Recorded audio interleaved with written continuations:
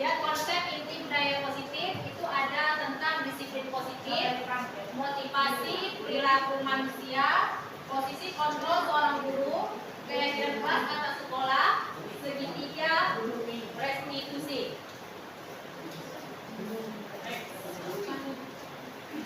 Nah, di sini disiplin positif. Yang pertama, cara penerapan disiplin yang mengajarkan anak bertanggung jawab dan menumbuhkan kesadaran diri dan nilai-nilai kebajikan. Dan lebih ke arah disiplin diri yang dapat mengontrol diri dalam melakukan segala tindakan dan dapat membuat murid memahami dan menyadari berdasarkan motivasi internal, bukan paksaan, bukan pujian atau hukuman. Nah, sebelumnya kita harus tahu dulu apa itu tentang disiplin positif atau budaya positif. Budaya positif itu adalah keyakinan-keyakinan yang kita lakukan di dalam kelas atau sekolah yang membuat anak menjadi senang sehingga bisa menjadi dan berkolaborasi dengan yang lainnya. Nah, motivasi perilaku manusia itu ada dua. Yang pertama eksternal, yang kedua internal.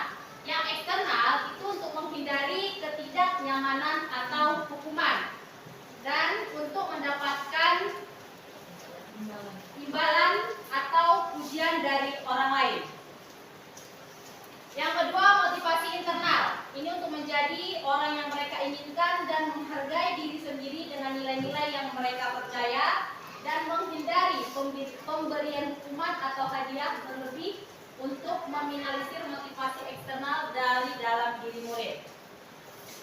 Posisi kontrol seorang guru itu ada 5. Yang pertama penghukum, yang kedua teman, pembuat merasa bersalah, manajer, dan pemantau. Kontrol posisi ideal seorang guru yaitu adalah manajer. Jadi kita itu yang paling bagus itu adalah manajer. Guru berbuat sesuatu bersama murid dan mempersilahkan murid mempertanggungjawabkan perilakunya dan mendukung murid agar menemukan solusi atas permasalahannya sendiri. Dan posisi manajer mengacu pada restitusi yang dapat menjadikan murid sebagai manajer bagi dirinya sendiri sehingga tercipta identitas positif atau berhasil pada diri murid. Keyakinan kelas. Nah, keyakinan kelas ini sebelum ajaran baru seharusnya kita membuat keyakinan kelas dalam kelas kita.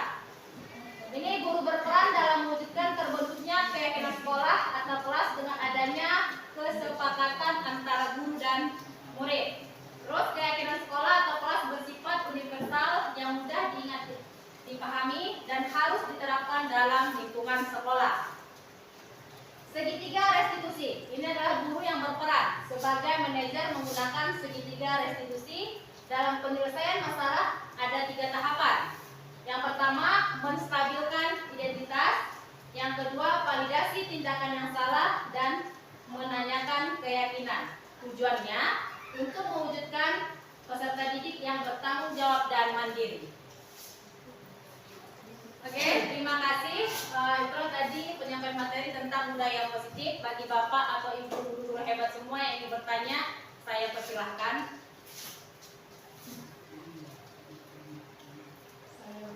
Ya Ibu, silakan. Ya Bu, saya di sini mau bertanya, bagaimana cara kita sebagai seorang guru untuk membudayakan budaya positif ini di lingkungan sekolah kita? Bagaimana? Nah, budaya positif ini tadi kan gitu juga keyakinan-keyakinan yang kita lakukan di dalam kelas. Nah, yang membuat anak itu dalam kelas itu menjadi senang dan menyenangkan dalam belajar itu dan berkolaborasi.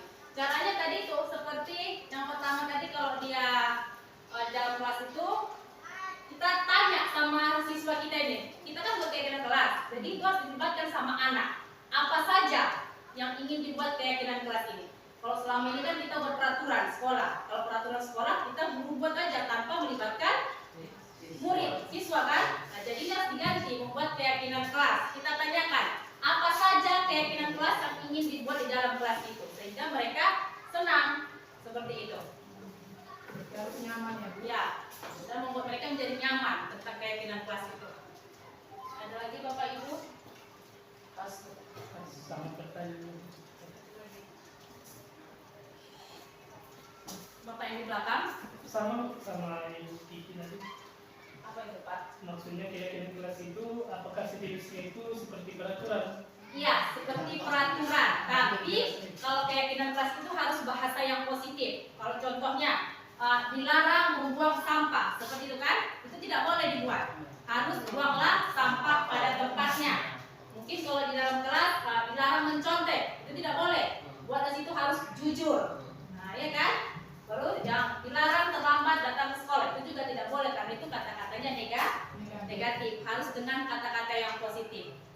Berarti kalau tidak boleh terlambat berarti harus disiplin seperti itu. Itu keyakinan kelas. Sebenarnya sama aja kayak peraturan. Tapi harus kalau keyakinan kelas ini harus dilibatkan semua yang ada di lingkungan sekolah. Kalau di kelas berarti guru dan siswa. Kita meminta siswa keyakinan apa saja mereka yang membuat. Lalu nanti kita sepakati dalam kelas itu. Seperti itu. Ada lagi Bapak? Oke, kalau tidak ada, mungkin cukup sampai di sini penyampaian saya. Apabila ada kurang dan lebihnya saya minta maaf karena saya masih belajar. Mudah-mudahan kita semuanya menjadi guru-guru